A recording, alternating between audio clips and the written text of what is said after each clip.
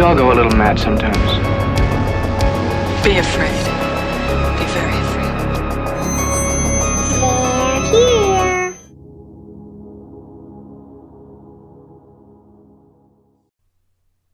Hi.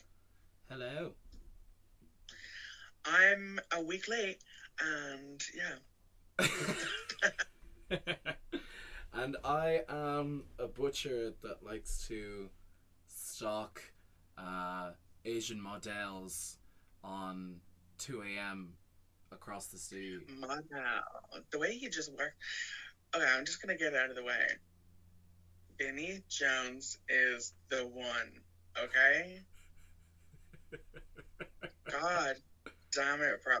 I mean, like, there's a couple of moments in this movie where I was like, oh shit, bro. Like, Vinnie Jones is the one.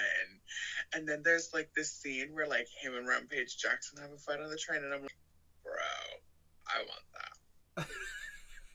I suppose. I'm trying to get a little piece. I need to get me one of those. And I suppose this whole kind of getting thrown around, stomp on me kind of idea comes from this scene in particular. Kind of is the one for you. Kind of does it right in the groinal region.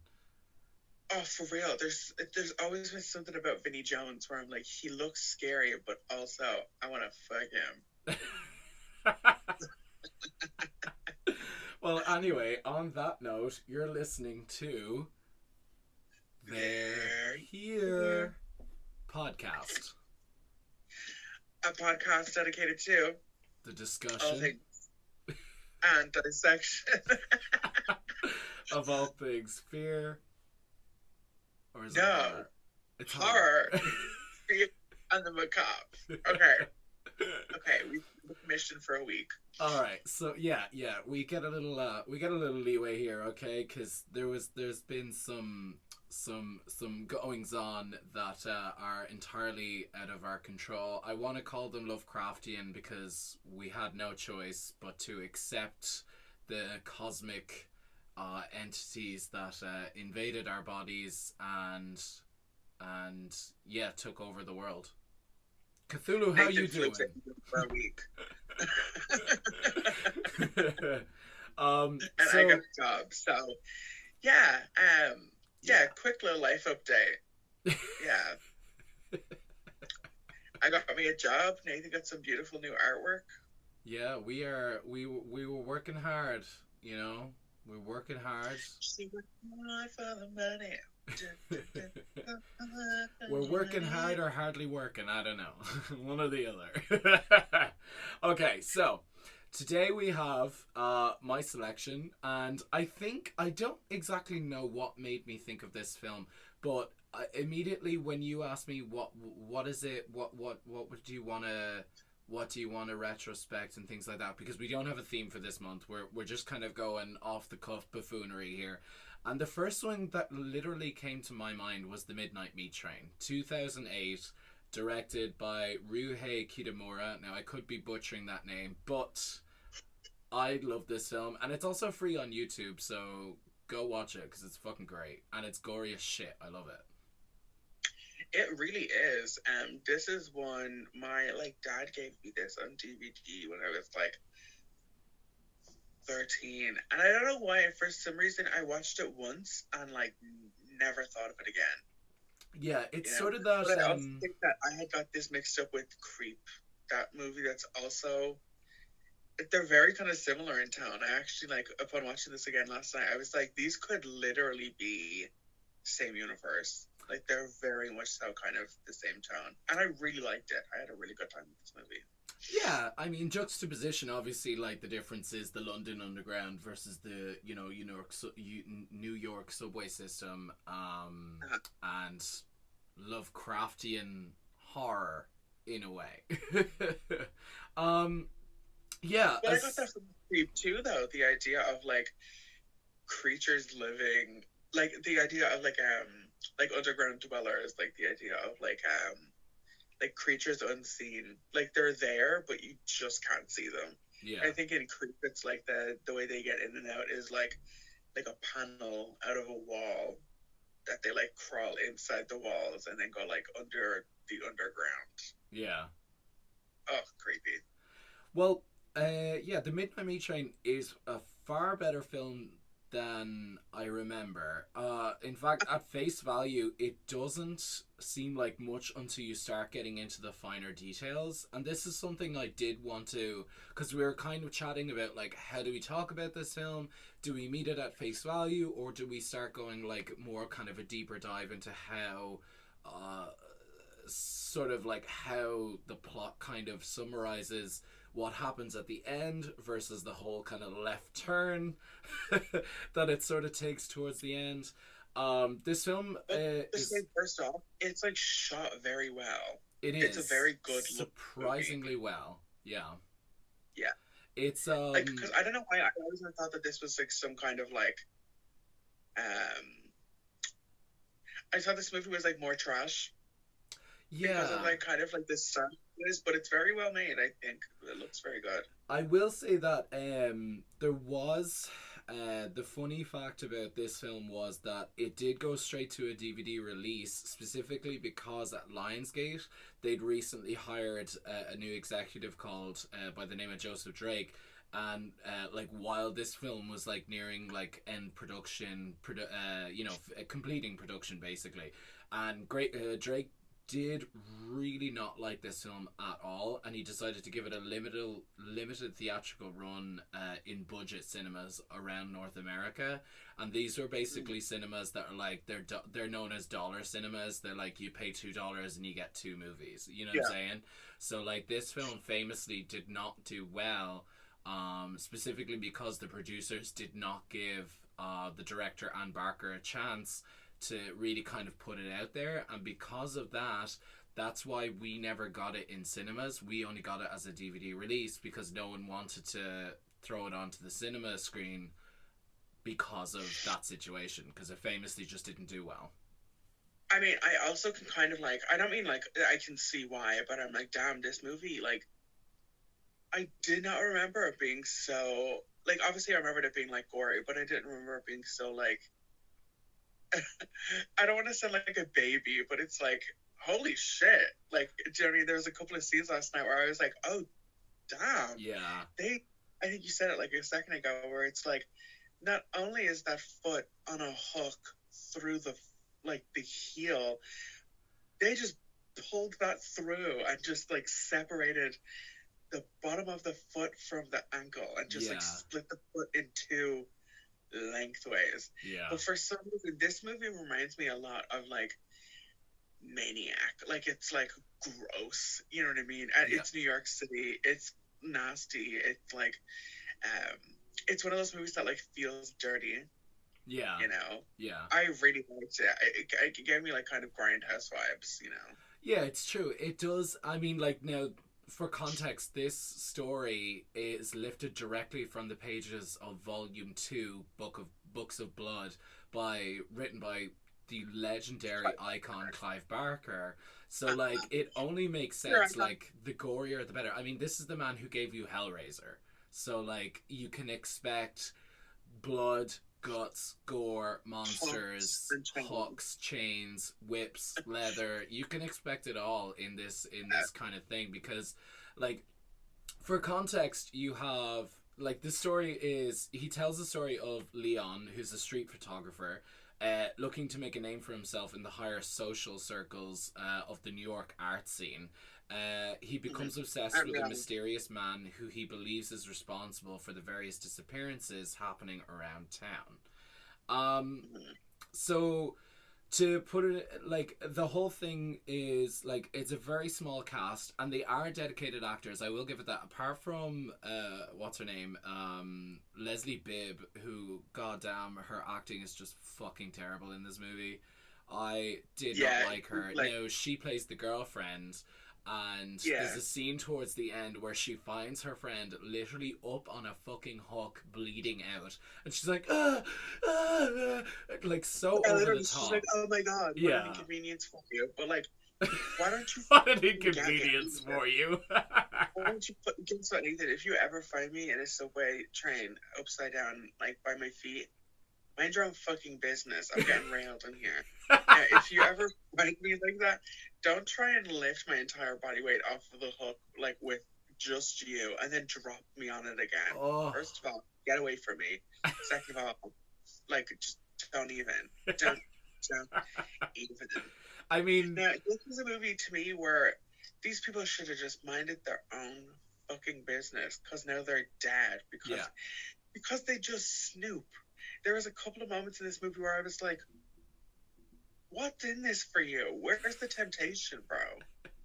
So, yes. Okay, now that I can actually explain away, but first, I do want to talk very quickly about, like, the actors in this film, because we have a very diverse cast of people. We have, number one, obviously Bradley Cooper in the very early stages of... Oh, I'm not talking about race, just a diverse cast of, like, characters, like characterizations of people. So we have Bradley Cooper, who plays the main character, obviously Leon.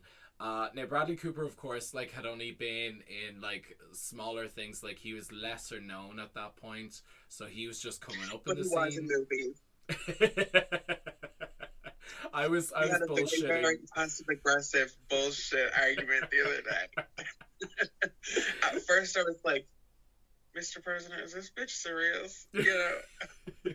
Yeah, so if you don't know who Bradley Cooper is, go look him up. You've been living under a rock for the past 10 years. We have obviously Leslie Bibb, who plays Maya, his girlfriend. She was in Trick or Treat. She plays the wife who gets killed by Sam. Yeah. Then you have Roger Bart, who plays... pulled apart in that movie. I think, yeah, she does. I always like, forget, from... like... I think her stomach down is, like, gone, and she's just impaled like a scarecrow or some shit. Yeah, but her arms and legs are, like, thrown around that garden. Yeah, it's great. I love it. That's actually a great movie. I would love to talk about that at some point this year. Like, that's Halloween one of my favorite. Like, is coming. Because I think we were talking about, like, there's horror movies, and then there's, like, Halloween movies. Yeah, there's a big difference. Yeah. It's all, like, centered or not centered. Yeah. We have Roger Bart, who plays Jurgis. What kind of fucking always name? Really annoys me. Yeah, why the fuck would you write somebody's name like that? Because he's not European or nothing like that. Yeah. He is an American dude that... There's a couple of times where she's like, Jurgis! And I'm like, you just feel okay just saying that out loud? Well, actually, come to think of it, the first thing I thought was, I thought they were saying Jarvis, like, like the Iron Man thing. I thought it was Jarvis, and then I looked it up and it said Jurgis. I was like, what the fuck kind of name is that? I have never heard that name in my life. Ever. This is my friend, blah, blah, blah. You know? What the fuck? And then I also thought that this guy was one of the gay couple from Sex and the City. You know, the Italian guy? I mixed those two up, and I thought that was him, and it's not. Oh, yeah, the guy who ends up getting married to Stanley. Yeah. Yeah. I just don't know why. They just look a lot alike. He's the gay Stepford in the Stepford Fives fucking remake. He is also in Hercules and Hostel Part 2. Now, when I say Hercules, I mean the cartoon Disney Hercules. Yeah, he's one of the torturers in Part 2. Yeah. And then, who do we have? We have Brooke Shields as Susan Hoff, the art directress. So randomly. That's literally the one and only note I have for this movie, where it's all in capitals. Brooke Shields? What the fuck? Yeah, I know. Basquiat was a genius. He stood me up for 3 days. What the fuck, bro?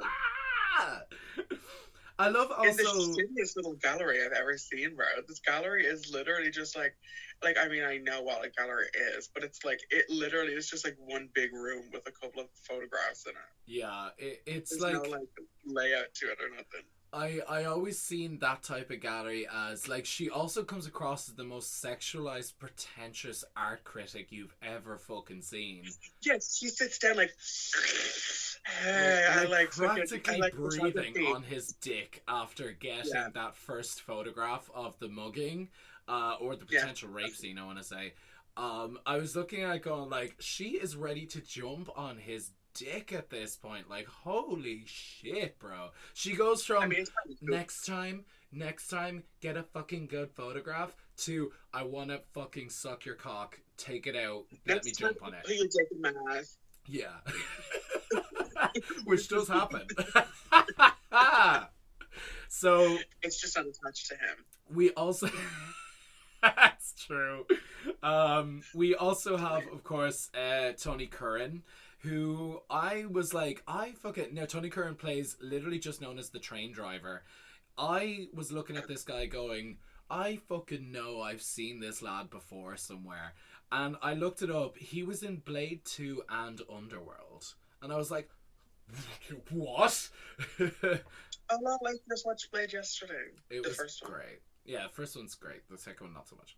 And then you have, of course, Ted Raimi, Sam Raimi's younger brother.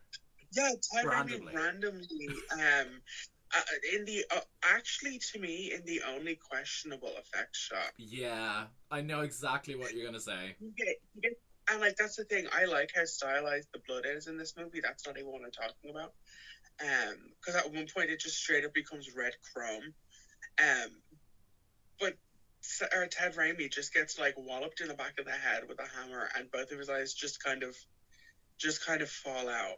Yeah, they sort of. They weren't stuck in there with anything. Yeah. Like they were just loosely sitting in there, And I mean, then they kind of fall out. they Both use of them at the same quite time. a lot of how do I explain it? They use quite a lot of like practical effects, and this seems like one of those opportunities where a practical effect would have looked better than the CGI effect, because this was part of the time where they were only kind of really starting to get into CGI, like improving it a lot more.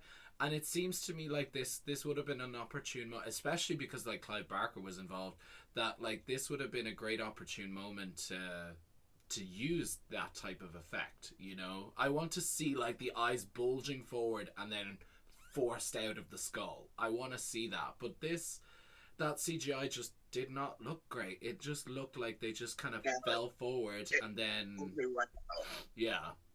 You know what it looked like? You know those glasses that have the eyes on springs? Yes. That's exactly what it looked like.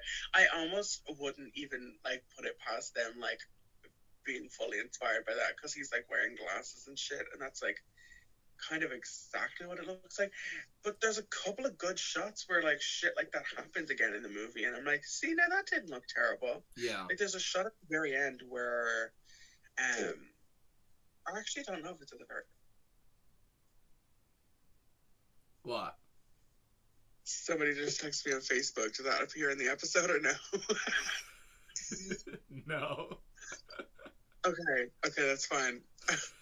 That just like flipped me on so quickly in the moment.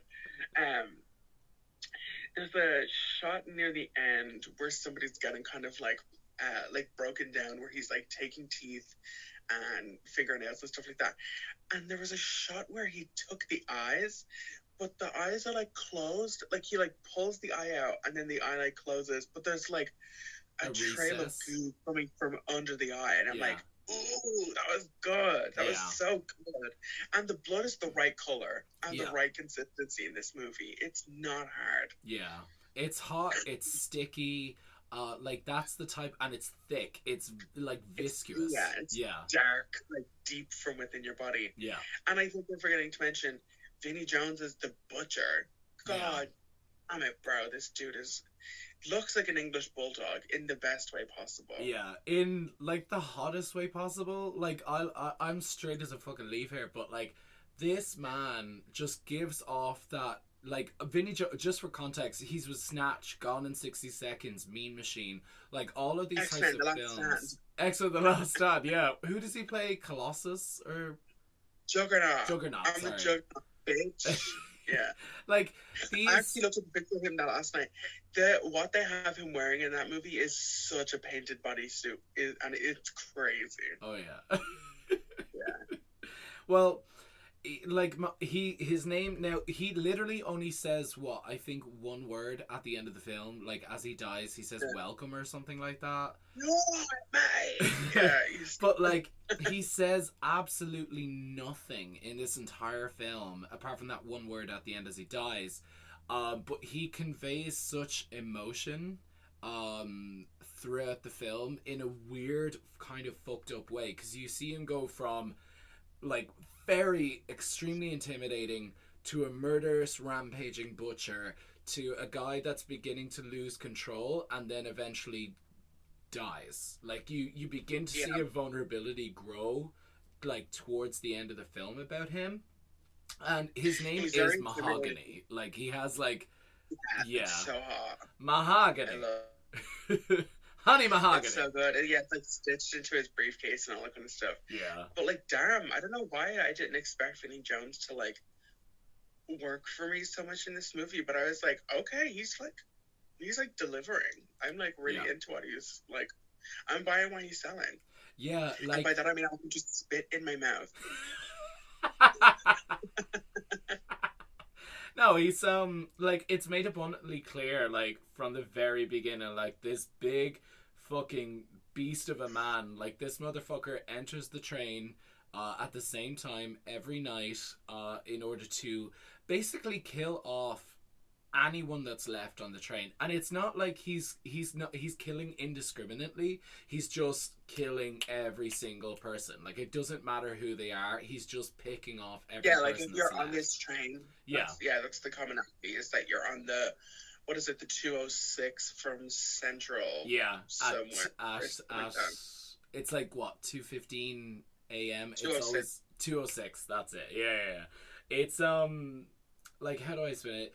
This story, like, it knows exactly what kind of story it wants to tell, and it is shot for shot basically a retelling of the exact story that Clive Barker wrote, bar the ending, which is a little kind of more explained in the, of course, the story itself.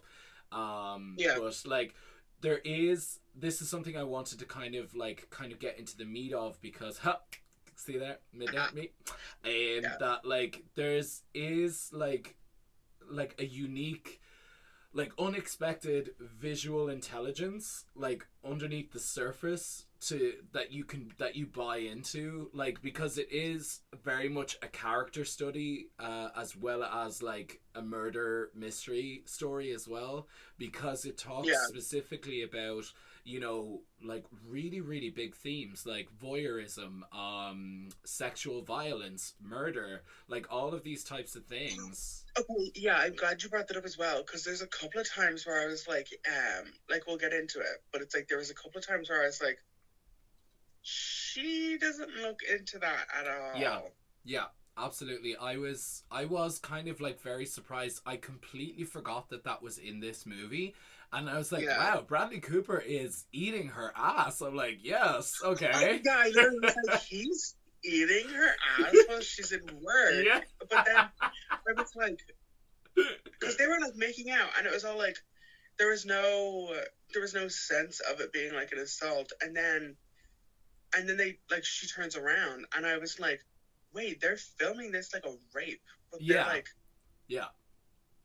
but like none of that seemed like non-consensual. And then they show her kind of like grinning and bearing it, and they do that like, I think like 2 more times after this, where I was like, are they implying that she like is not into this?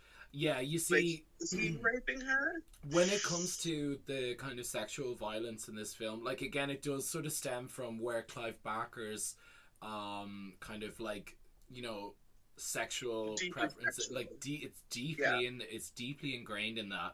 And it does, like, especially like as you can see Leon, as you see Bradley Cooper's like character slowly descend into this obsessive madness with the butcher, you can see like his levels of acceptance of what's okay like just descend with him.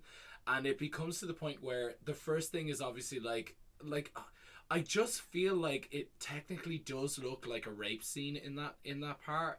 And then of course later on when when like she's like, do you love me anymore, like what's going to be your subject of the next photograph, he immediately whips out that camera, and like she starts to undress really uncomfortably, and like I remember he's being like, is he gonna show these photos to people, because it looks like he's about to murder this girl. Like in tears. I don't know why. So, some of this movie creeped me out in like a way I didn't think it was going to. Like stuff like that, because it all kind of came out of left field. Because then she shuts the door and kind of like sobs in like a way that kind of creeped me out. And I was like, oh, like what? Like where is this gonna go? Because again, like I haven't seen this since like 2012 or some shit like that. Like it's been a minute. Like I basically remember any of this. I think the only thing I really remembered is the cover, like the Vinnie Jones like standing in like that plate of glass. With the hand.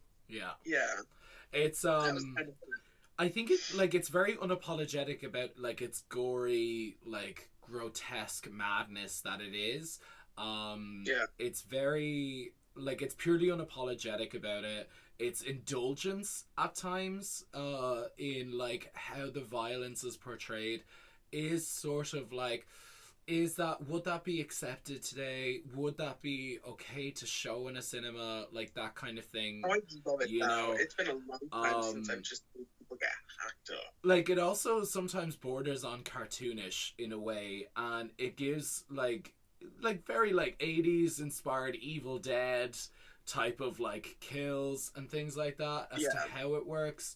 It's just cinematically like over the top cinema in a way, especially towards the end, like how it literally just becomes like a trial by combat in order to save the girlfriend who ends up dying anyway. So like it's pretty strong. She's fucking self-involved in this shit. She literally snooped in my fucking business, and that business is snooping in other people's business. So you just got yourself all kinds of fucking mixed up. You brought your friend here. You just broke into my fucking apartment. Also, the reveal with that cop lady later was like kind of a one. And I remember being like, "Oh shit!" Like the necklace. I remember being like, "Damn, okay." The whole cult aspect is very, very interesting to me, and like again, like it's further explained in the Book of Blood short story that the creatures they sort of dumbed down the creatures at the end into this kind of like it's not even like really explained. It's just like apparently they have the power to like take over the world and murder millions of people or blah blah blah, and like they're just sort of like these mindless creatures, where in the book they're described as like these ancient elders who have existed for eons, and they're just satiated by blood, and they control like the police, they control the jurisdiction, all of this type of thing. And so which explains like obviously like why the police are like clearly in the cult or whatever and all that kind of thing. So it works on a way, it works in a certain way, and then it also doesn't, because in my opinion, like I loved the fact, I think I even said this to you before, I love the fact that even if it was just a serial killer on a train, I would have loved just that angle. But then it goes in a sudden like veer right turn towards like Lovecraftian at the end, which is just, and I accept it. I totally accept like Barker does Lovecraft. Yeah, it's really good. It's weird. There's also weird nudity in this movie. Not that I'm like spending my fucking time looking at like naked corpses hung upside down. But like, I'm like, they're turning these corpses so strategically to show the fact that they A, don't want to show dead cock, or B, didn't make dead cock, and these are just Barbie dolls on the front. Because there was a couple of scenes where all we saw was ass, and I was like, they had to fully rotate those fucking corpses to show just ass again. They didn't make half of these fucking puppets.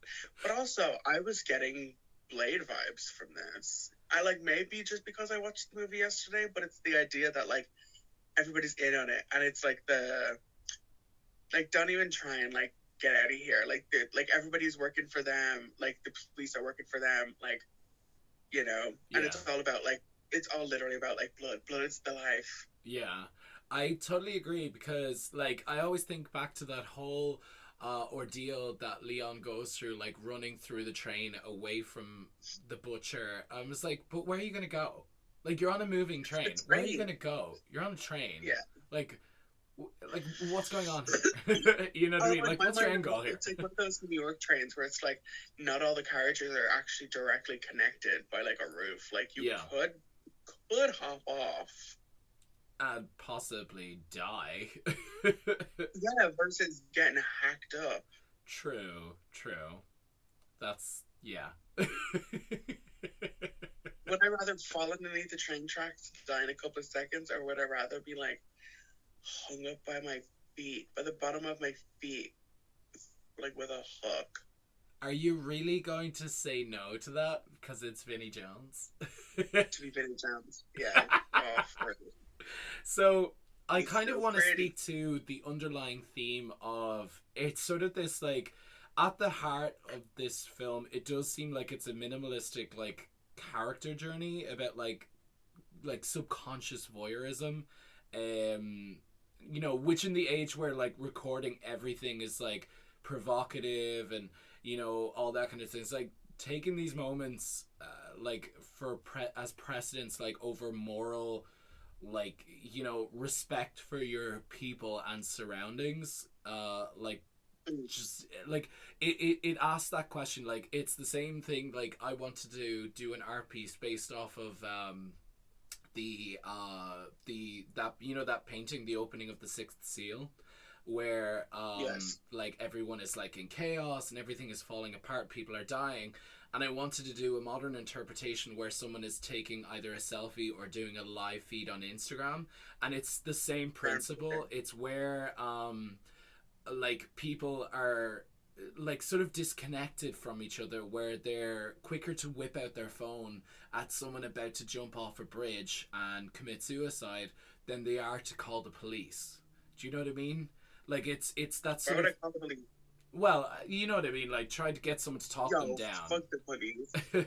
You know what I mean? Like, it's talking very subtly about that kind of, like, especially that scene with the model that gets approached, you know, nearly fucking gang raped by those three guys, and he just continues to take the photograph before he gets noticed, and then he says, well, then I intervened. Do you know what I mean? I mean it works, but like it's also like not even fully his camera, because like I think they would have fucked him up had they not seen the surveillance. Oh no, I'm talking specifically about the fact that he was quicker to whip out the camera than he was to actually intervene in what was happening. You know what I mean? I mean, they kind of happen simultaneously. True, I would agree with that. He's like, hey, you better stop that. You better quit, bro. Hey, maybe you should do this. Well, you know, it just... And then also in my head, I was like, God damn it. He's going to have these three fucking poor young men fucking blamed for this disappearance. Yeah. All they did was try and rob her ass, you know, maybe feel a booby or something. Yeah. And then they're going to be pinned for this fucking...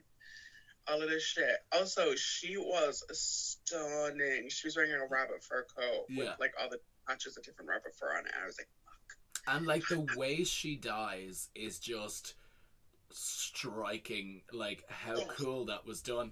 I love that sort of, you know, that camera shot where it's divided right down the middle between something that's blurry and the foreground, and it's just he just smacks her. Shot. What's it called? Yeah. It's like that Brian De Palma, like they do it in Carrie a lot. They also do it in Jaws a couple of times. Yes, where Chief Brody is fully in, or it's like he's like watching like that like couple play in the water, and then he's like at focus. It's like, I like Brian De Palma when I think of that. Yeah, it's a very like powerful scene to just show just the whack, and then her head like almost turns a full 180 to the other side, and she's just like, it's not even bloody, it's just this massive like dark red stain of a bruise like on the side of her face, and she's just gone. Like, she's like, the lights are on and nobody's there. Blood vessels in her eye are like burst open and stuff. Like, it's just again, you know, in Final Destination where Todd gets like rocked in the shower, and you can just see all the like Yeah. capillaries and shit just burst open. It's very that. But this movie is it's brutal, but also it's like, I don't want to say it's like not hard to watch, because like like what's hard to watch for people, you know what I mean? Like, true. Like that's subjective. But I'm like, it's just a nice, straightforward horror movie. No sequel, no further reading required. Yeah. You know, it's very just a nice little slasher. Yeah, it's very self-contained. It's very on its own. Like, that's all we need. Like, we don't need any further. Like, you know me, I famously don't particularly like sequels and things like that where it further explain things along. I like the fact that most of it at the end is kept ambiguous. I don't need any bigger like plot lines developed or anything like that. The story is intelligent enough on its own to stand on its own. You know what I'm saying? Yeah. Oh, I'm sorry. Am I boring you? Yeah. No, it's the fact that we're recording at like 10 in the morning. But I think like there's not too many like questions I also feel like need to be answered at the end. Yeah. You know? Absolutely. Like I think like it's vague enough that it's like, oh, okay, cool. But like it's it like wraps up nicely. Yeah. You know? But also due to the fact that the film like peanut. yeah, it's also due to the fact obviously that the producers at Lionsgate also famously just really disliked this film. Like when it was released in 2008, when you think about shit that was coming out the same year, like The Descent and everything, I think came out the same year. The Strangers also as well, because The Strangers was Lionsgate's bigger release that year, and they wanted to throw more of a focus onto that film, which was panned anyway. Like for that release than with this release, which is why it makes sense as to how quiet it was, and you know, it just I actually unwatched that the other day. The Strangers. It's good. It is. Yeah, yeah. But like, it's also like kind of the exact opposite type of horror movie than this is. Yeah. Oh, absolutely. It's more grounded. It's more real. Yeah. True. Yeah, and also it gives you like no information at all. Like that's the kind of movie at the end where I'm like, the fuck, like what the fuck, you know? Yeah. There's also no guarantee that the Midnight Meat Shrine would have been a success anyway, but there was definitely like overlooked potential, seeing as it fit perfectly into the then current trend of like gory splatter, you know, flicks such as like, you know, like it's Cash Cow, what's called Saw. Porn. Like Saw was like a very big thing back in 2008, and like everyone was like really kind of pushing for bigger like splatter, gore, violence, all that kind of thing, you know. They were like it's in hindsight, if it was shelved for like, I'd say another 2 years, it could have easily been post-converted into 3D. Like, you know exactly the shots I'm talking about. Like, they could have been easily put into 3D. Like, there was more than a couple of shots last night where I was like, damn, did they, like, just miss this? Like, it's the eyes popping out. It's the blood in this movie is so intense. The head being knocked from one side, the axe or the mallet like coming down, all of that kind of stuff. Yeah. Like it very could have easily and this been. Mallet is like specifically like a people killing mallet. Like it's not for tenderizing meat or anything like that. It's just like this big blunt like piece of metal. Yeah. On a stick. Like it's huge and flat on what, like, I know that I'm literally just describing a hammer, but it looks like it looks like he like shaped it himself. Yes. Like somebody just pounded away at a big slab of metal and then stuck a handle on it. It looks, you know, because it's like the size of somebody's head. Like it's really big and wide. It looks very like it's polished silver. That's what it looks like to me. You know what I mean? It's gorgeous. Yeah, and it's got this very cool kind of like twist as it comes down into the handle that I noticed like yesterday, and I was like, oh, that's kind of cool. You know what I'm saying? I think there's maybe a little bit more exploration I would have wanted to do into this character alone, because like I don't know why I like the idea of him almost being like an urban legend, like almost a cryptid, you know? Yeah. It's something you would find on Creepypasta or something like that, you know? Exactly. It's like this guy is the reason why the last train is creepy, you know? Yeah. It's like that kind of thing. Yeah. Because they're like, I don't care who you are, there is something inherently creepy about getting a late train when there's nobody around. Yeah. It just is. Like, even our trains, which aren't, I mean, they're gross, but they're not creepy. Yeah. Like, these trains specifically, they look like meat lockers. Like, they look like they look like the opening of Blade. Like, they look like that warehouse where there's just cow bodies hung up, you know? Yeah. Because there's even a couple of shots where they kind of interject, like, the thing you hold on to, like that little handle or whatever, with hooks, like just straight up meat hooks. Yeah. You know? Absolutely. Like, they don't do anything to, like, dress these trains up. But yeah, there's just something very, very, like, oh, last train home. Like, it's so creepy. It just feels like an urban legend or something. Yeah. It's so the kind of the main thing I wanted to kind of focus on is how the two stories kind of collide together, because the first half kind of focuses on Leon, played relatively well by Bradley Cooper. He attains a meeting with that renowned gallery owner, Susan. Literally just Susan, who, if successful, will display his work to wealthy like clientele, who she's like, oh, I fucking know these guys. If I tell them to buy something, they'll fucking buy it because I'm fucking up my own. And then they show fucking Bob and Angela beer can. Yeah. Fucking. And then you have like, she talks about like, yeah, Basquiat practically like licked out my asshole once because I'm so cool. Like, I was like, where's fuck off. Glamour? Where are all these straight people here? Yeah. Where are all these... Where's the art world, bro? Like, it's like basically he's like, so it does sort of explain like his own sort of narcissism with his photographs, where he literally like evades most of his life, and he even like at one turn, like he goes from being a vegetarian to a full meat eater in order to like get into the mind of like the butcher and things like that, and like how he can find out who he is and where he comes from, what's his background and all of this type of thing. And like he, as I said, like the first half of the story is basically much like a character study in how someone descends from, I'm not going to say moral superiority, but like just a normal standard to like killing people. You know I'm not going to say moral superiority, except I totally just said moral superiority.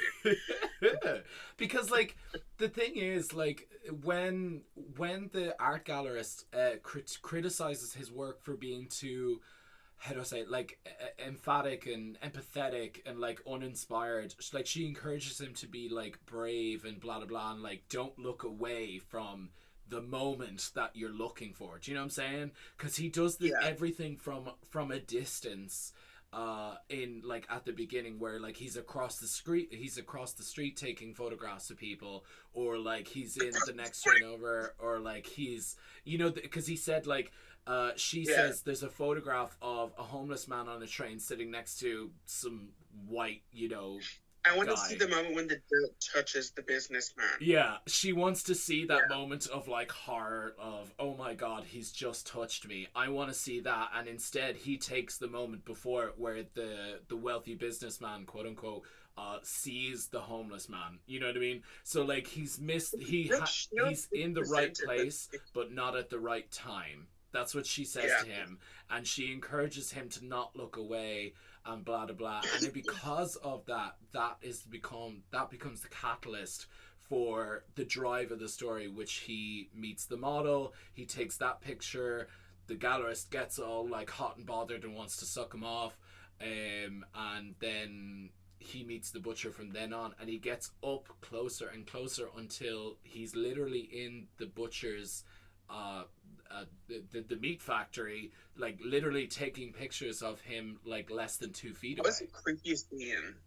Yeah, it was very That movie creepy. had some good tension for me, but again, it's like old school kind of tension where it's just the like, oh shit, you gotta get out of there, you know? Yeah. But like, I don't know why I love the fact that Brooke Shields, it's like, these pictures are gross. And then he brings her a picture of a girl that's literally about to get raped, and she's like, I love it. Yeah, yeah.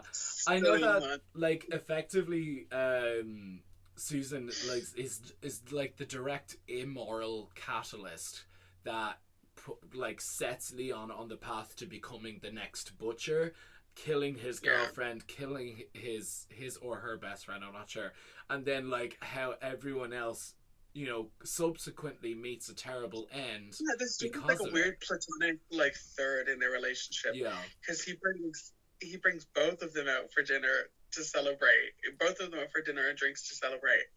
And it being New York, you know, damn well, it's like a $23 drink. Yeah. You know. Also, I was just gonna say, just before we jump ahead, when he suddenly decides to eat meat. No, two things. When he is like, oh hey, can you serve this tofu? You don't just cook tofu in a fucking slab like that. Like, yeah. And then he's like, oh, I want to that steak, and just takes the piece of meat off of Roger Bart's plate, and then Roger Bart is like, whatever, because it's like one little piece of steak. Then and then he like fingers. He like finger bangs the like gravy. Gross.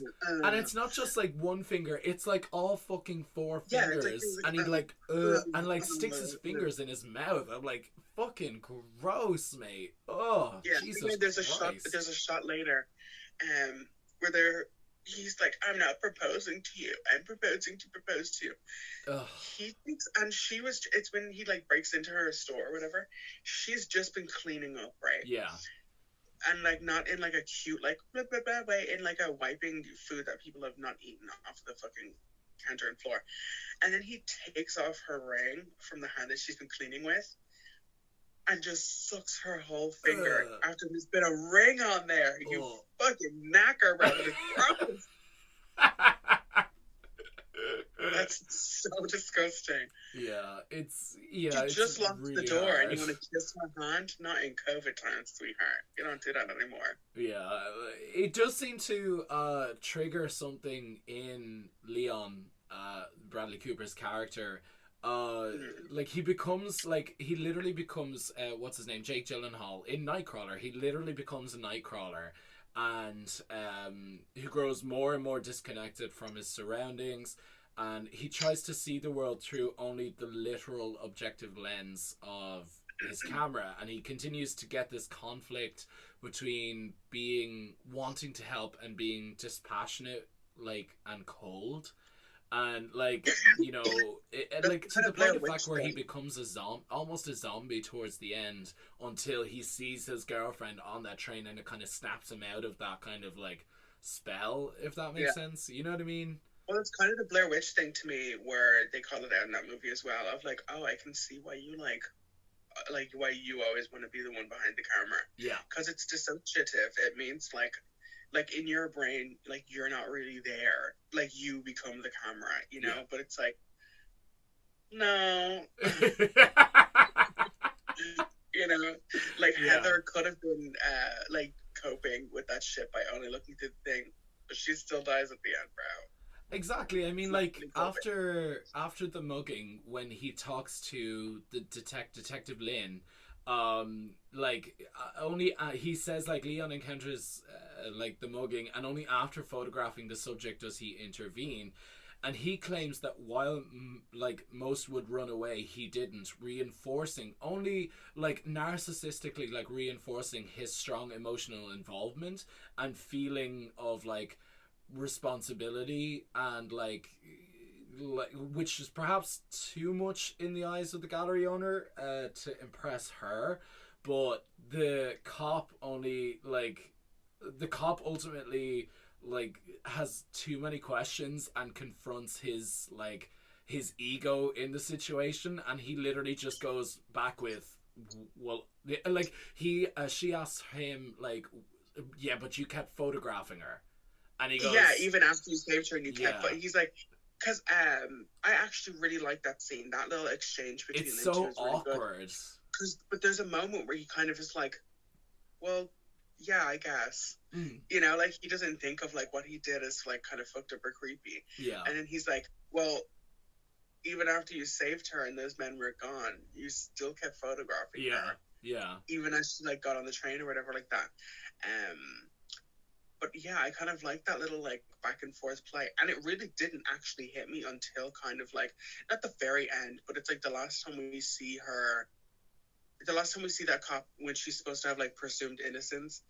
Up until, like, that point, I fully just thought she was a cop. But I also thought she was a shit cop.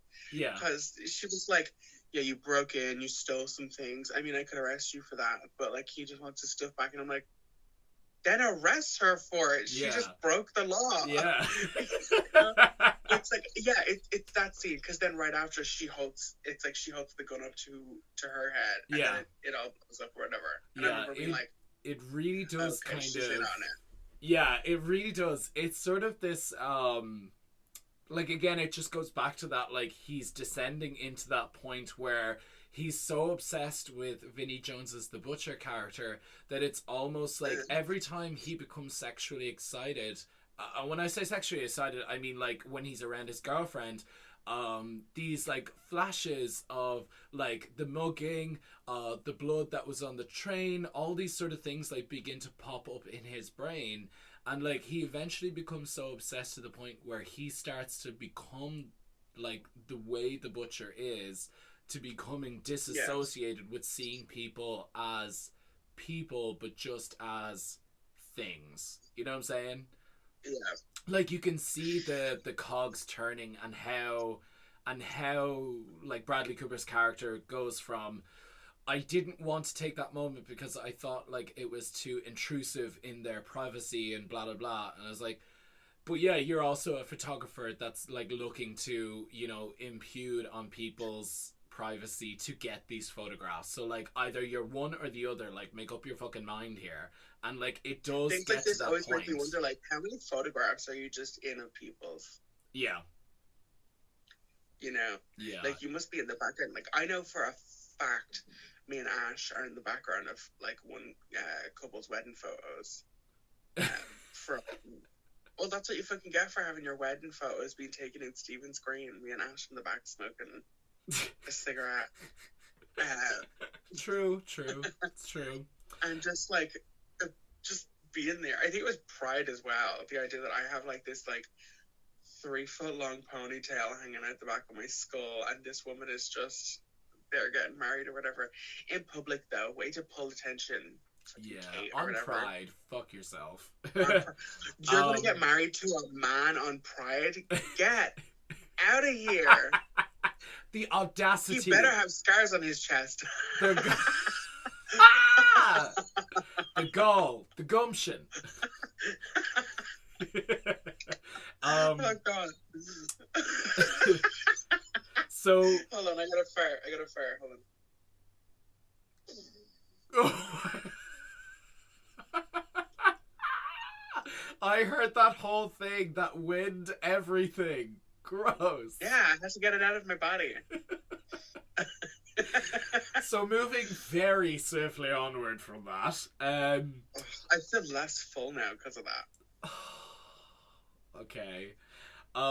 It's this incredibly subtle discomfort, like your fart, and that sort of premieres the rest of Leon's journey and his descent into the Butcher's kind of mind. Now, let me stress, like, the rest of this is very, very clearly, like, Clive Barker and, like, just quintessentially what he is and who he represents. It's a Clive Barker story. Inevitably, there is going to be an element of, like, punishment and madness to it.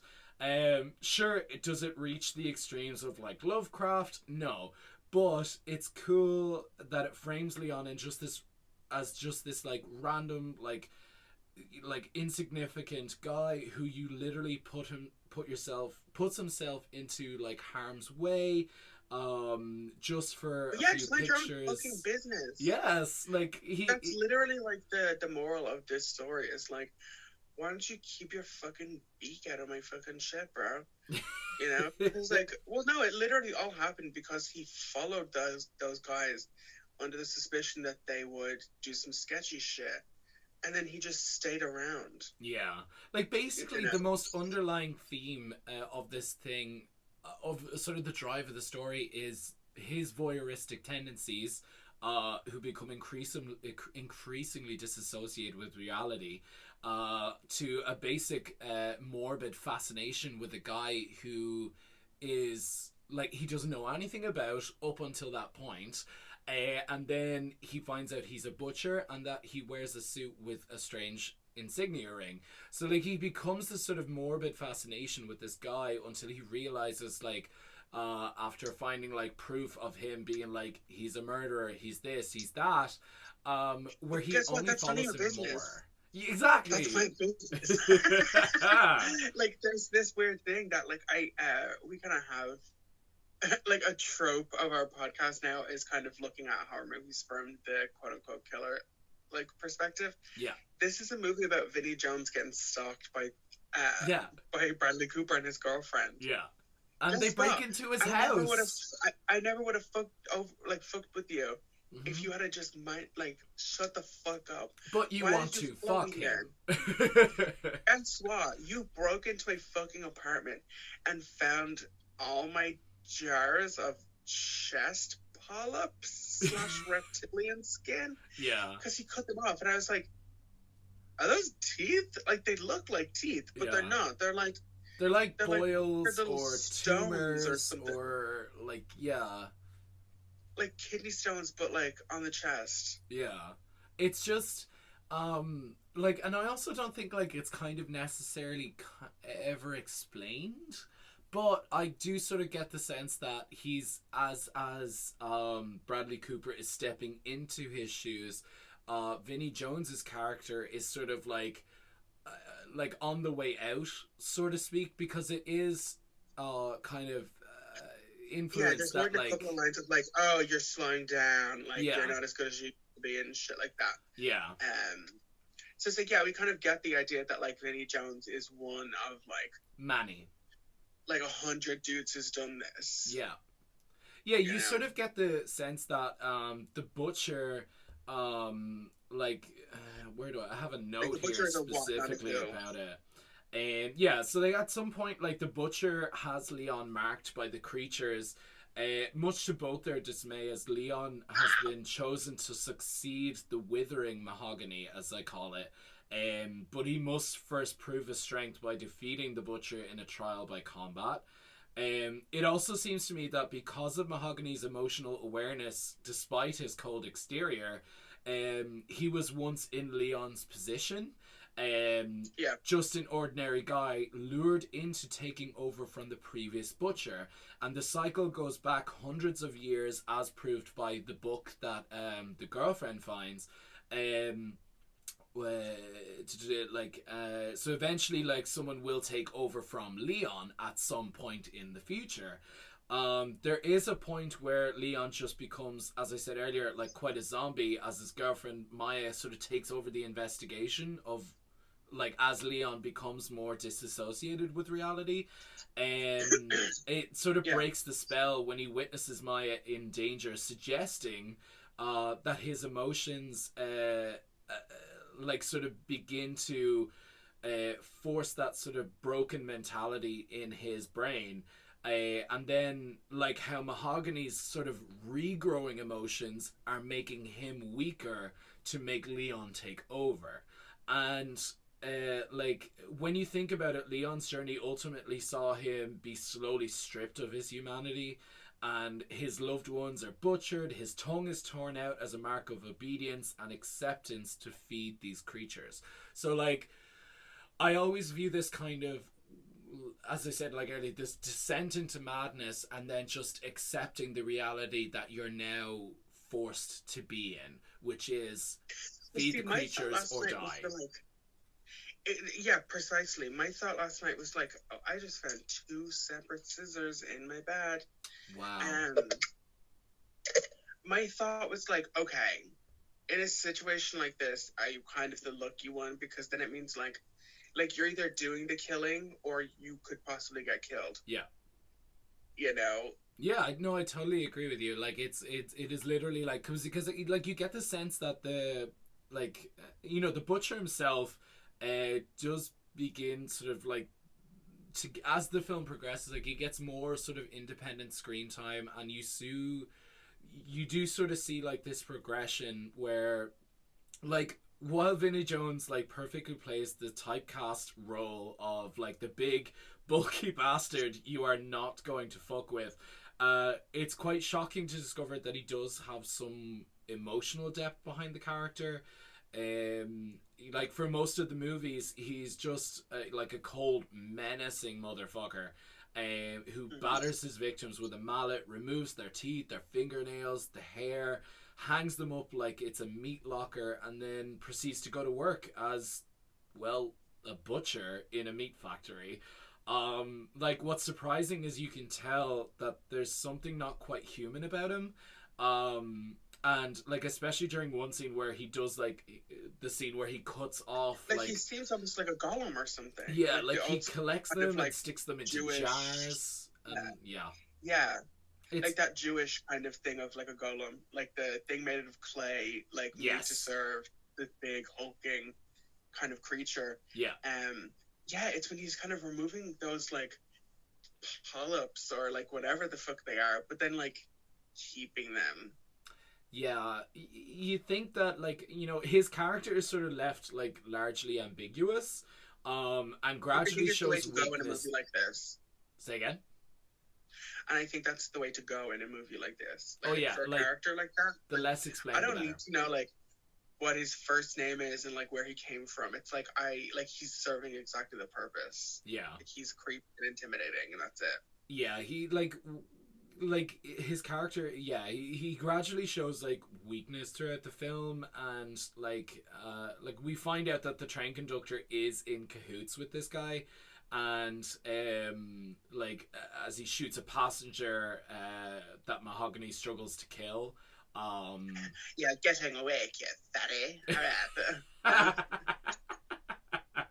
No capes. Yeah, it's sort of this does sort of like as he's sort of like reprimanded by the train conductor, it does expose like a strangely like sensitive and vulnerable side to Mahogany, and I actually started to feel kind of sorry for him.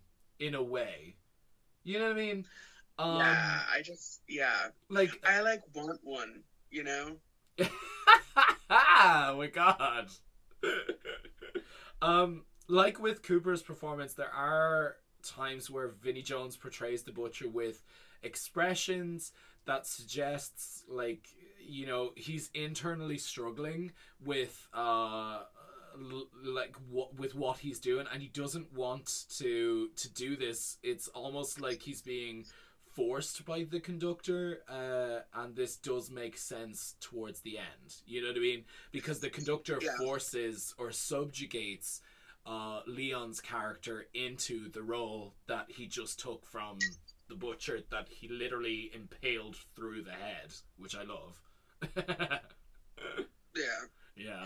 And then, like, the shots that Leon gets of him, there is the one in particular where, and they go back to it a million times in this movie, where it's just the butcher standing over, like, the meat kind of conveyor belt, like, with the big blade. That was, it was creepy. It was effectively creepy when they kind of zoom into it and stuff like that, Like, that was I don't know why, this movie reminded me of, do you remember Disturbia? Yes. Like, the book? Yeah. I also think we should have that on the podcast because I was obsessed with that movie when it came out. It gave me that same kind of like, oh shit. Like, it's been like a while since I watched a horror movie where it's kind of like, oh fuck, like, get out of there, Yeah. But then also when they broke into his gaff, I was like, yeah, fuck these people up. Yeah. You broke into my fucking house. Yeah. Can I also just think say that I'm a murderer, so your thought is to break in and go through my things. Yeah.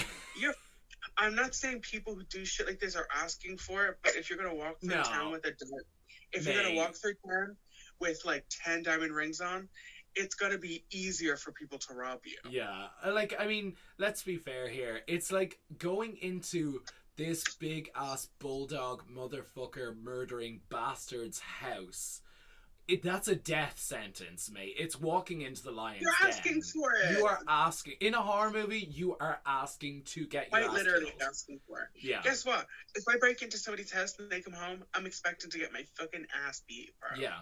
Bro, totally. 100%. Bring my fucking stuff. You're literally asking for it. Your home invasion, you're literally asking for it. Like, there's no other way. Like, you know? Yes.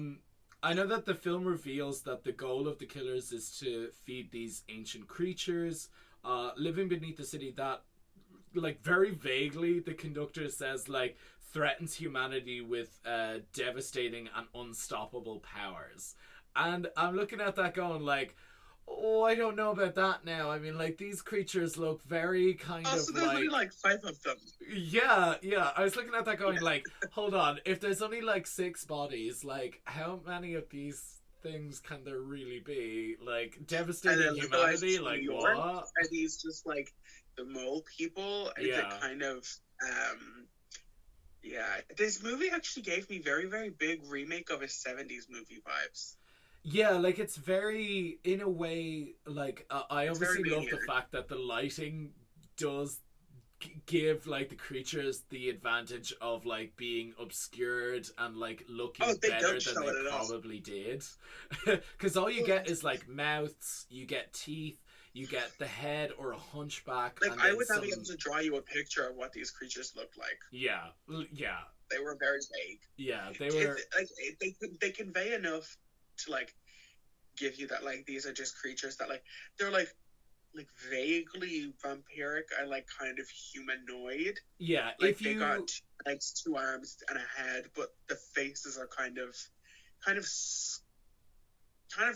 animalistic, but also kind of skull-ish. Yeah, I would describe these guys, if Gollum was human-sized, had sharp claws, and some long, sharp-ass, like, piranha teeth. That's what I would explain this as. Like, the way they looked. Yeah. You know what I mean?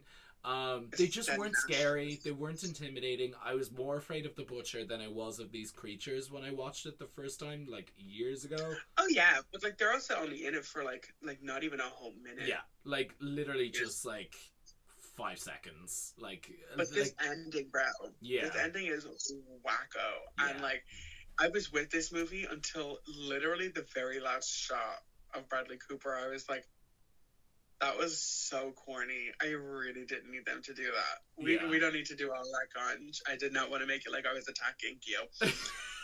Attacking you.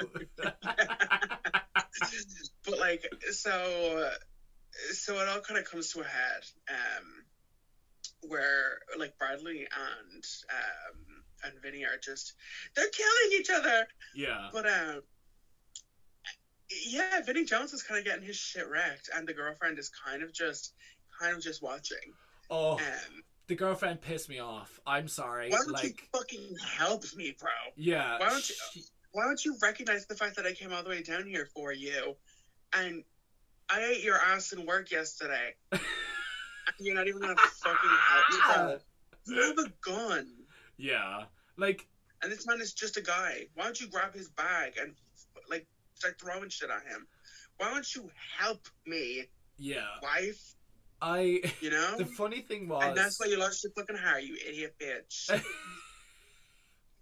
You see, the funny thing was, right, that I don't even remember what actually happened to her until she was randomly knocked unconscious. No, she wasn't even randomly. She was just unconscious on a pile of bones, and then she gets stabbed right through the chest, like ripping down to the stomach, and he rips out her heart. That's still fucking beating, like, right all the way down as he, like, slowly descends those pile of bones. The conductor walks over to Bradley Cooper, explains literally the plot itself to the man, and this city like holds the heart in front of him. Actually, prior to that, ripping out your man's tongue and eating it, and then still holding the fucking still beating heart, and says, "Serve." And Cooper's just like, "Okay, I might as well do it now." Babylon. Come on. And I will there's say, there's very certain words that I can't hear without it being gay. Like I can't hear somebody say work out of context or like serve, like oh nothing my like God. that without me thinking like Wow. ow. Like I. No, I totally agree. Like personally, now again, this is just me. Personally, I didn't really mind this reveal, but I can definitely see why many people will absolutely love it or hate it. Even if you do, They shouldn't have shown his face. Yeah, even if you do disagree with like you felt like a sudden U-turn as to what the whole idea was. No, the thing that was startling for me was the haircut. Vinnie Jones has that haircut because Vinnie Jones's head is shaped like that. Yeah. You're Bradley Cooper and I'm not shaped like that. He looked like a pencil at the end of this. It was fucking stupid. I almost think that it shouldn't have even been Bradley Cooper. I think it should have been just another random guy. Because then Bradley Cooper turns around. Or it should have been, at most, it should have been this, where he kind of turns to the side. Because then he like he turns around and is like, boo! I hated it. At the end, like the last shot of this movie is so corny. It's so cheesy. And, it killed any, possibility for a sequel. Because, this movie, the first hour and 44 seconds, 50. Yeah, this movie is an hour and 54 minutes. Everything up until literally the last shot, I was enjoying. Yeah. And then he turned around with that stupid fucking haircut and literally, it ruined it. It was so lame. I just think that it does come full circle, specifically because the actual moment at the beginning where the guy wakes up on the train, he is the same guy at the end of the film. So it's literally just the guy that we saw at the beginning of the film murdering in the next cabin car. It is Bradley Cooper. Like he's watching Bradley Cooper kill whoever is in the other cabin. Which is again obvious. It's obvious now, looking at it, because what they've done, if you actually watch that opening shot again, they've specifically blacked out. Well, they haven't blacked out, they just darkened the area around the face of Bradley Cooper, and I'm looking at it going oh my God. And because I remember that twist. It's Vinnie Jones holding a newspaper in front of his head, so it's not too like Vinnie Jones. But everything was fine literally up until Bradley Cooper looks directly into the camera, where I was like, ugh, that was so bad. Yeah. We really didn't have to do all of that. I got that he became the new person. You didn't have to oh, and by the way, I'm also now the killer. I didn't need that moment. He just bursts into song and starts giving a whole dance number. I didn't need that. I really didn't need that. He puts on a hat and starts shifting forward Marlena Dietrich or something. Hello, my ragtime gal. Yeah, I really didn't need all that. Yeah, so like I said earlier, the fact that it feels like two totally different films from the midway point onwards, I feel prepared that something as bizarre as what happens at the end, how bizarre! It gives and again, it's adopted by the man that gave us Hellraiser, so I guess I was already prepared regardless. I was initially put off. That also happens in Hellraiser. Kirsty eventually goes on to become the Hell Priest. That's true in the comics.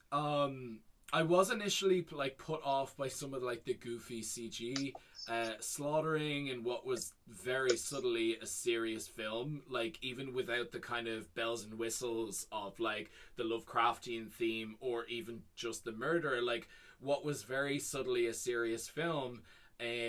But as the story goes along, it suddenly feels like a risky but clever creative choice by the filmmakers to help suspend your disbelief when things get super fucked up towards the end, where suddenly it's a whole the fate of the world rests on some random guy in a train murdering 4 or 5 people? Or maybe, like, what happens if one night, like, there's literally no one on the train for him?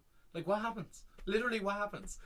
Like, are the creatures suddenly gonna, like, rise up out of the subway to, like, murder all of New York? Like what's going to happen if you, like, suddenly, like, there's only one person, like, oh, I'm sorry, guys, it was a slow night. You're just gonna have to deal with it today and see what happens next night. You know what I mean? Nobody, like, 206 is, like, not... Well, I suppose also we don't live in New York, but, like, yeah, what if just nobody gets on the fucking train? Yeah. It's sort of like a riskier... it just seems like a riskier thing to have, but, like, I suppose, like, it does make sense. Like, they are creatures that do need to be consistently fed or satiated or whatever happens, but, like, I suppose it, in the context of the original story by Clive Barker, that does make sense. It does make sense that, like, even if there was only one person on the train, the beings on the other side of, at the end of the train's, stop line or whatever, that they're intelligent, like, Lovecraftian elders. They're going to accept the fact that, there was no one on the train tonight. You know what I mean? Like, that makes sense. Wherever in the context of these kind of, like, mindless creatures, they wouldn't accept that. They'd be just like, oh, I'm gonna go up now, I'm gonna feed on, like, random homeless people or someone walking home at 3 a.m. You know what I mean? That happens, Yeah, it happens. So I really, really, really, like, remember this film being a lot different than what it was. And then, like, of course, like, as I'm getting older, I'm recognizing the stronger, like, subtler themes that do kind of come across in this film. As I said, like, before, like, it does deal with voyeurism, it deals with detachment, it deals with sexual violence, it deals with murder, it deals with, exploitation. Exploitation, exactly. So, like, it does deal with a lot of those themes in a very subtle way, and, like, in a way, it's almost like we're sort of giving Bradley Cooper a pass because he literally put himself in harm's way. Do you know what I mean? Oh, no, I'm not. I think he's a fucking idiot. So do I. But, like, we're giving a pass to his, like, actual tendencies of, like, I'm just going to watch this mugging take place or this rape take place so I can get a good photograph and then exploit it and then intervene if I'm able to. You know what I'm saying? Also, in my head, I'm like, how fucking boring and hetero do you have to be to not find good shots of New York? It's New York. Yeah. Go hang out that isn't the fucking meatpacking district. Yeah. Go to Harlem. Be fucking great. Ka-ka-ka-ka-ka-boom. So yeah, kind of to wrap up, I really, really enjoyed this movie. I had a really good time. If you want just like a good, like, it's just a good slasher. If you had to pick a favorite kill, what would it be? Ooh. I have 2 in my head. Okay, you go first. Okay, so the first one is the very obvious gay best friend. The fact that he, like, gets shoved around repeatedly, he gets ripped off the hook and then, like, practically disemboweled upside down is sick. Oh, yeah, I love the fact that at one point he, like, knock off him and he kind of like, he kind of like, excuse me. Yeah, excuse me, I'm having a good time in here. And then the other one is the businesswoman that says she's uncomfortable on the train, where she's like, no, please, no. And then he knocks her one way and it's just her point of view. So her head goes one way and she looks back. Actually, yeah. And then her head gets knocked back and then it's, like, completely beheaded and it's from her point of view. I love that. And it's no CG, it's just a full animatronic head right there in front of you, bleeding and blinking. I fucking love it. It's beautiful.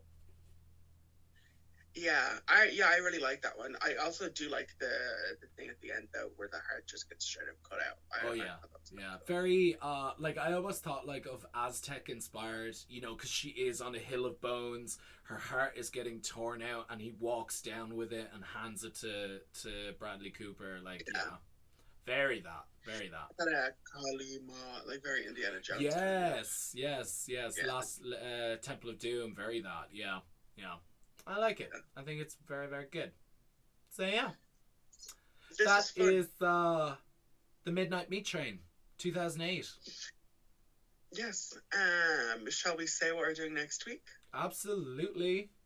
Go for it. So we're going to be a little bit late to the party, but it wouldn't be on brand if we weren't. So we're doing Candyman next week. Perhaps a little bit out of order. We're doing this year's Candyman. I'm so excited. I haven't been to a cinema in so long. And also, not to mention the fact this film, by the time it comes out on our releasing, it'll be, 2 weeks old, 3 weeks old. So spoilers are abound. We're not going to hold back. If you haven't watched it, go watch it first and then come to us. Yeah. Because also the thing is you'll be getting our initial reactions to the film as well, because it's our first time viewing it as well. Yeah, which is kind of rare for this channel. Absolutely. Going forward, there will be a good few of them as well. Halloween, we're also going to be retrospecting as well. So be on the lookout and yeah. Happy Halloween. Yeah. Okay, so that was the podcast. It feels like we haven't done one of these in so long. Yeah. It's literally only been 2 weeks. Since we did the last one. It's been a minute. Yeah, so that's it. Thank you for listening so much. Of course, you've been listening to They're Here podcast. I'm still waiting for you to say that. But anyway, make sure to subscribe. If you have any comments, criticisms, make sure to not fucking tell us. We want to hear what you want to hear. I'm in the comments. I don't check the DMs. Yeah. Deep in the DMs. And yeah. Deep friend of the pod, Clive Barker. We love you. You're awesome. And speaking of which, can I just say there's a little note here that I'd written down, and I was just looking at it, and Clive Barker originally meant this movie to be a sequel to Candyman. Can you believe that? Yeah. I mean, he holds the book. Yeah. Kind of so Candyman. The book of Candyman is kind of, I don't want to say nothing like the movie, but tonally and theme wise, it's not about black shit. It's just about some murder. Yeah. Because Vinnie Jones walks around with a hook between the knuckles a couple of times in this movie. Mm-hmm. But oh my god, this is kind of unintentionally turning into Clive Barker month. Yeah. If not only for 2 weeks. Also, I mean, we're the only other two that aren't a Hellraiser. Yeah. Also, Clive Barker, the painting that was behind Susan, fucking cunt ass hoe bitch, the painting in her desk, the painting behind her desk, that huge kind of almost, I want to say a nod to the creatures at the end, was a huge panoramic painting of 3 ugly creatures bloodied up and blah blah blah. That was actually painted by Clive Barker himself, and that was on the studio wall for that shot, which is awesome. So you ever hear Clive Barker talk? Yes. He talks like this. He talks like a lip sync. Yeah, I love him. Big old guy. So, deep friend of the pod, Clive Barker. Deep friend of the pod. We widely respect your work, so please follow us. Also, his Books of Blood just got turned into a TV show last year. Super love. Great work. Enjoy. Your favorite Shane Dawson track? So, yeah. Also, make sure to follow us on our Instagram page for updated daily content. And if you need anything, let us know. Comment, subscribe. And, yeah. Boom. Next week. You did this already. I gotta go and get ready. All right, Also, guys. one more thing. We got one more thing to say. I'm joking. I literally don't. Well, except you're always got that shitty closing line. Still waiting. I'm gonna make you wait for it. You I'm just fucking gonna cut. make you wait for it. You will, because you're gonna be pissed because the episodes won't be consistent because I won't have said it in all of them. Oh. I'm birds and dreams.